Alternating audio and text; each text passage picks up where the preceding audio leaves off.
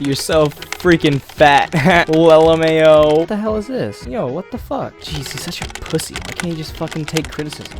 Just fucking go to the gym, bro. I don't care that you assume I don't like you, just don't act like I've gone out of my way. I've never spoken to you ever, so don't good act like you know me, mouth. I'm just gonna say it now. These people are petty, disgusting bullies, and these people are just annoying.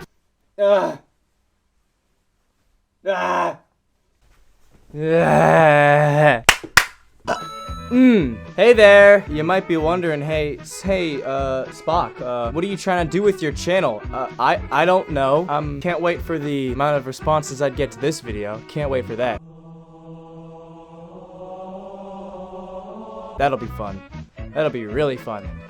Ha, you're fat. Ha. Okay, I don't want to hit you again. I guess, but I won't.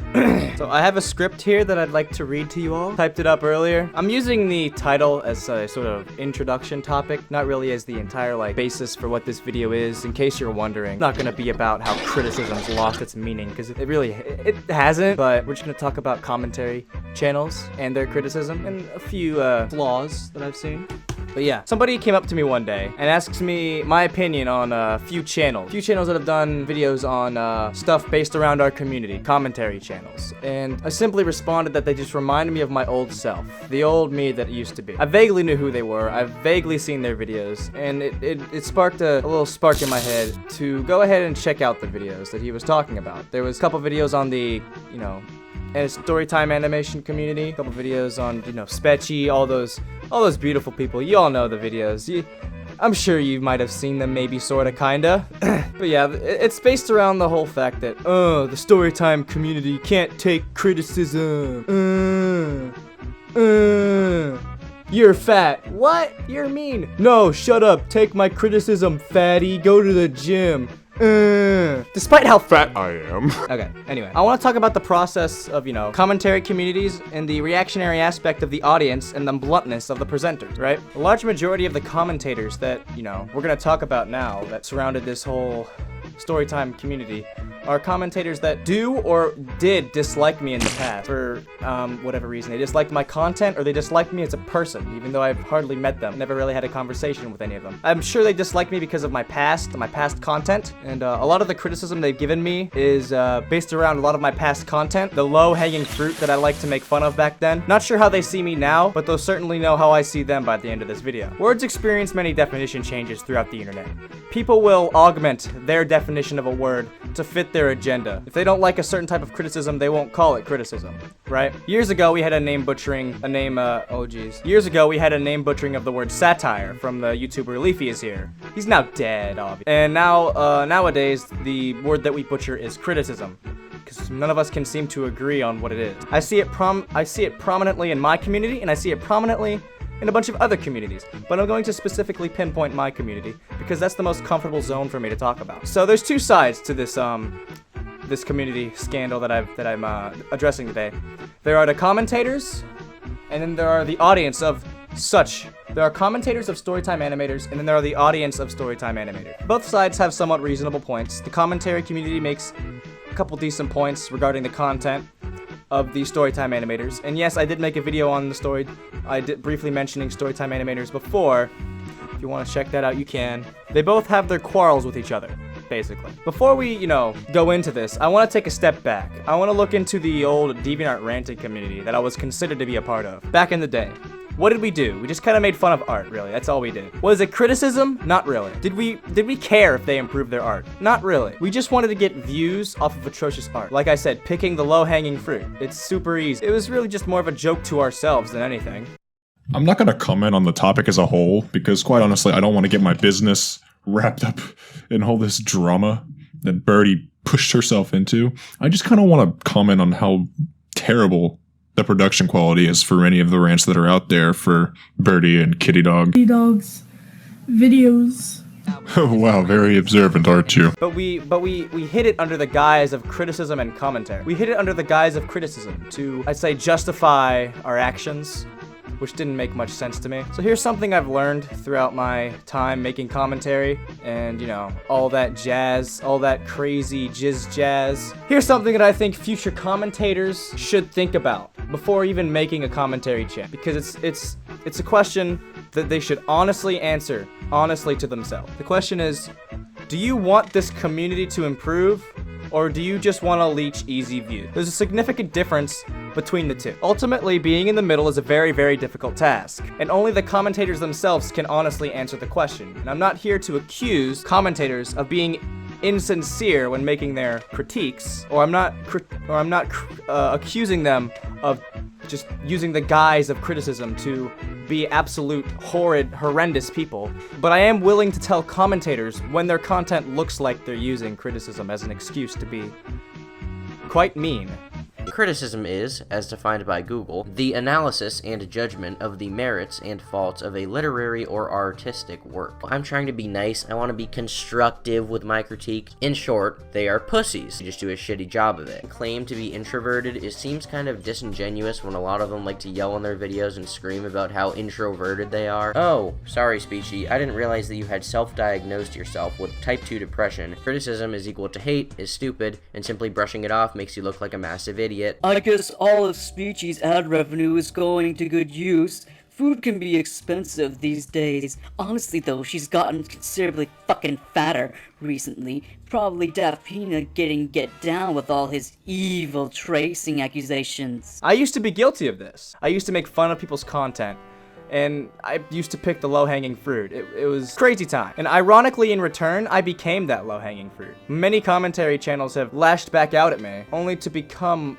what they sought to destroy. By picking the low-hanging fruit, you become the low-hanging fruit. The cycle repeats and repeats. And this is why I compared my commentary channels to my old content, at least some of them. I used to think like these guys do. I used to understand where they came from. And sometimes I still do think the way they do. Otherwise, I wouldn't be making this video. It's easy views, and it's insanely difficult to get noticed for something meaningful. My latest video was a wholehearted attempt to help artists improve at what they love the most. And sadly, I don't feel like it will get that much attention, because negativity gets views, and that's just the fact of the matter. Call somebody a pussy, call somebody a bitch, call them insecure, call them fat, anything, and people will eat that shit up.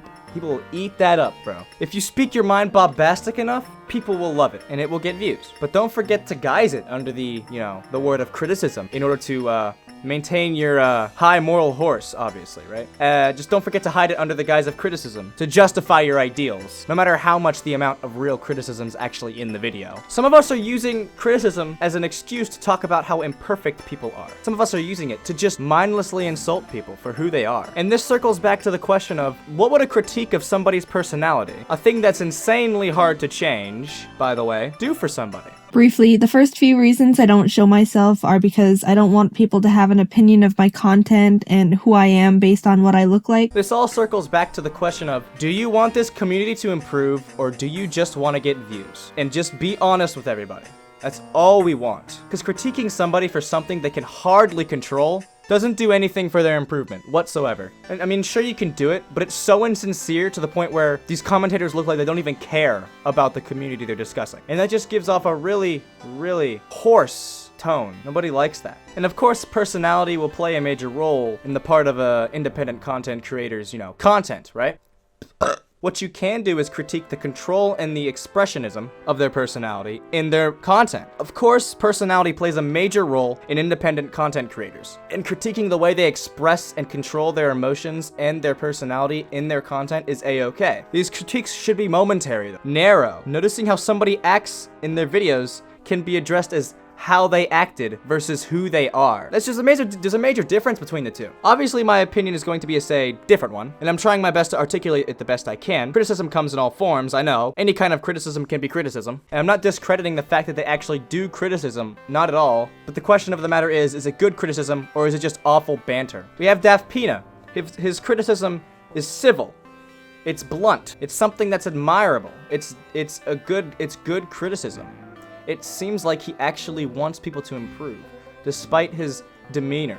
Turkey Tom, from what I've seen, his criticism is revolved around the ideal that the other person is incompetent at whatever they do in their content. He attempts to criticize, but ends up just pushing that person down the ladder. He's very unhelpful about it. In his Storytime community video, he likes to harp on the ideal of criticism and his usage of it. But ultimately, I've seen such a rare case of honest and meaningful criticism throughout you. There are of course a few exceptions, but it makes complete sense as to why some of these channels will completely disclose these very hateful videos, or disclose these very critical videos as just hate. A large majority of these criticisms focus so much on the personality behind the person making the content versus the content itself. And that provides major problems. That provides major problems in the long run, because that creates enemies and that creates rivals. Growing up, I've been taught some important lessons by my parents, and ultimately one of the most valuable ones to me is the fact that you shouldn't judge somebody based on the surface view of them.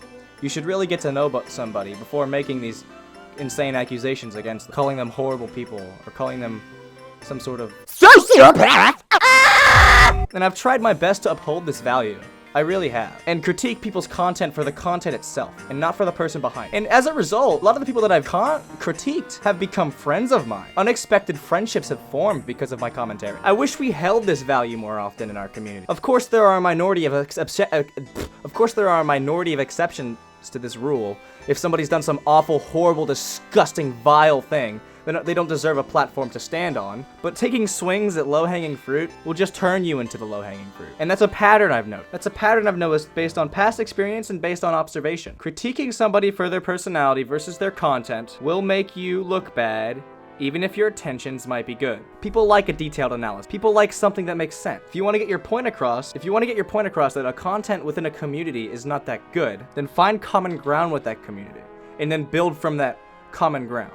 Don't just push the entire community down. Don't just tear it down. People will respect it a lot more, I find, and people will agree with it a lot more. Also, just bombastic language will obviously get you a bad response. Here's a mini rant. Mini rant. Whoop, whoop. Whoop, whoop. Mini rant. There are different kinds of reactions to critical commentary that people will have. You can constantly ask people to elaborate on what they're doing. You can constantly wait on people to elaborate on what they're talking about just to denounce their claims, because you just look that desperate sometimes. You can acknowledge the criticism, but then leave everybody wondering if you'll actually apply it. You can try and argue the criticism. Whoops. You can ignore the criticism unless you feel like you'll apply it, which is my newer approach. Some of us make like 30-minute long videos defending themselves out of aggravation. The way we deal with stuff like this will define who we are, obviously. And sometimes the way that sometimes the way we deal with this stuff will depend on how the criticism is delivered. Is it hateful? Is it spiteful? Is it petty? Is it sincere?